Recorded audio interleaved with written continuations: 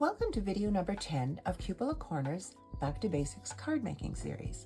My name is Sandra, and today I'm going to show you how making 2 widthwise cuts in your pattern paper can help you to create cards that will be perfect for a variety of occasions. This design has several versions, including a bonus version that is only included in this YouTube video.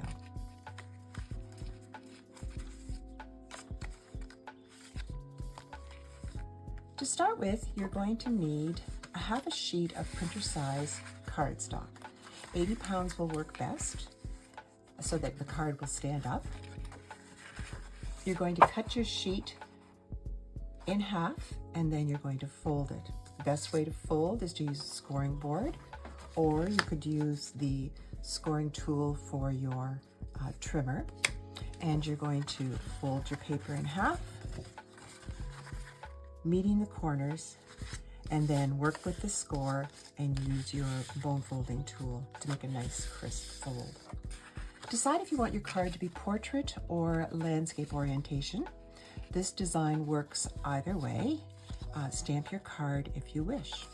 Now, usually when you're making cards, you're going to cut your cardstock mats and your pattern papers 1/4 of an inch different in size, which will give you 1/8 of an inch all the way around.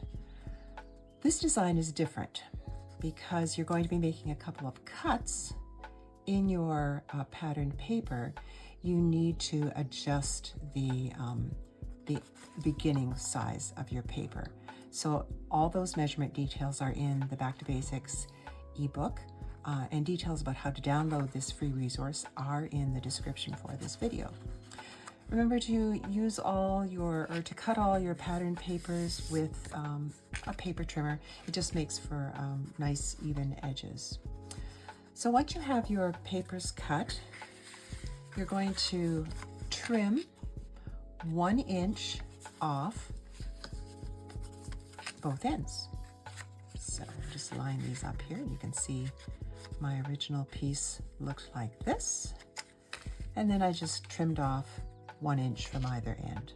And as I said before, there are variations on this, and you can check those out in the Back to Basics card making ebook. So for this card, I've already cut and made some of my preparations for embellishments. So I'm going to attach these pattern papers to my mat. And with this design, you need to watch that you do have the pattern lined up, that you're not putting this one on upside down or something like that. Sometimes it doesn't matter, but with this particular paper and with lots of them, actually, you will find that it does make a difference. So I'm using my handy dandy silicone mat so that my tape doesn't stick to my board, and I'm going to leave 1/8 of an inch all the way around. I'm using a repositionable tape runner, and that's a good idea because it allows you to reposition, so you can easily lift your papers off and change where you put them if you decide you don't like the look, the position, something's just not quite even. It's easy to make adjustments when you've used a repositionable tape runner. So we get these all in place.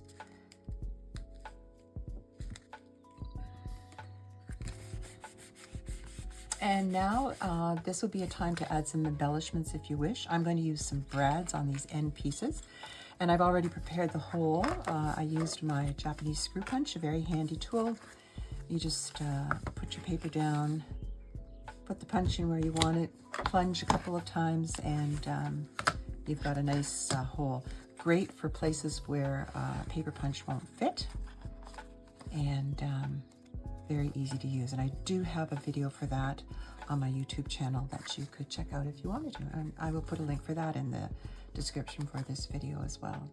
So once you have your brads in, then you're going to adhere your finished card front to your card base.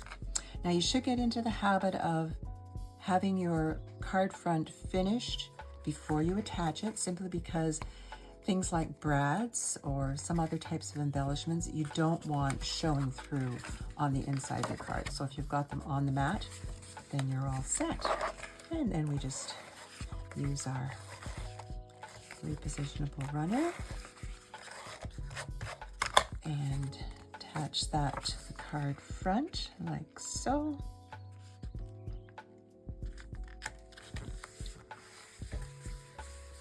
And for the inside, I've got a mat with a white cardstock that's the same type of cardstock used for the base, and that's for writing a note on. You could also stamp it if you wished. Easy to do. I've also done them where I've printed a note from the computer and just cut the printer paper or the cardstock the size that I need after it's run through the printer. And this 80-pound cardstock will go through my inkjet printer. So that's something you might want to check out with your printer. And there you have it. Basic but beautiful. This card, like most of the Back to Basics designs, can be used with a portrait or landscape. Now this particular one, because of the picture on it, you wanted to do landscape, but there are lots of examples where you could do portrait or landscape, and the design works either way. There are lots of variations. So this one has similar to the one we just created, where you've got the two outside pieces, the 1 inch. This one, the outside pieces were different sizes. In fact, it looks like I made them all three the same size. And there's another one with the 1 inch. Here's another one with the same sizes and then with a diamond on the front. And this is the bonus card. And this particular one has a narrow piece, which is 3/4 inch wide. The next piece is 1 1/4, and then this is the rest of your paper. Your original piece of paper, as with this original piece of paper, is still the same size as indicated in the instructions, but when you're cutting your strips, you're going to go 3/4, the next piece 1 1/4, and then use the remainder. And you can make lots of adjustments with these cuts, get lots of different looks. Just to use your imagination and use your own measurements, lots of different ways. And I'd love to see what you've created as well. Making cards is lots of fun. Remember that all the cutting instructions and measurements for this card design can be found in the Back to Basics Card Making Series ebook. If you check the description for this video, you can learn how to download this free companion ebook, and everything that you need to know will take you from a beginner to an expert card maker. You can also follow Cupola Corner on Facebook, Instagram, or YouTube for Back to Basic updates. And we would love to have you join our Coffee and Cards Facebook group. We're building a caring and sharing community of card makers. This Facebook group welcomes all levels of card makers, and we'd love to see your cards from kits, cards based on a design template, and your do your own thing cards. And there's a link for that in the description for this video. I hope that this video has been helpful to you as you continue on your card making journey.